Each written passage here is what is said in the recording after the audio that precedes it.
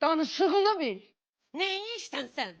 Benim kızımı el kaldırırsan? Senin kızın elədi her şeyi. Geldi ailemi dağıttı. Kızım sen için ne de aile dağıtsın? Sen git üzerinden danış. Özel çekmir kızımla. Ona göre çekmekçi de bugün baş başaydılar. Bəs sən Ervin orada ne işi var idi, hə? Ana bəsdir.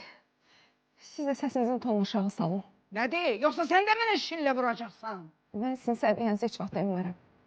Beni başka şeyler elemeye mecbur eleme ya. Danışığına bak he bunun. Ne yiyeceksen? Heç kimin benim kızıma el kaldırmaya ihtiyarı yoktu. Siz məni heç eləyə bilmərsiniz. Gəldiniz, ağzınıza gələn dediniz, dözdüm. Amma bu şillə... Bu şille sana hele az idi. Ne demişsen az sen, hə? Çıxın gedin evindən. Mən bilirəm sizə necə cavab vermək lazımdır. Sen hele bana cevap vermeye özün de var. Hə, var. Çünki mənim heç bir günahım yoxdur.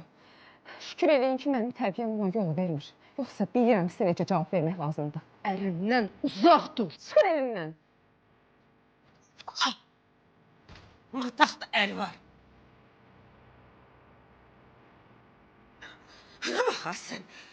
Yazsın elediği harekete bir bak he sen. Koyardın gerek kırardım elini. İmkan vermedin. Bəs. Eline yəqin gücü çatmır. Ona göre de gelip acığını senden çıkar. Sen de sakit durmuşsan. Gerek bir tane de şille sen onun ağzının üstünden vurardın. Ağlı gelerdi başına. Ana bəs. Bunları var diyene elə bilirlər ki hə də. Her şey bunların istediği kimi olmalıdır. Ay sen ölesin ha. Ana bəsdir. Bezmişəm, başa düşürsən, bezmişəm. Hər şeydən bezmişəm, hər şeydən. Bəs böyle sakit dayanırsan diyene hafta 8'den 9 gelip kapımızı getirirler. Bunları mən neyniyim? Niyə mən başa düşmürsünüz? Mən normal yaşaya biləcəm, yoxsa yox?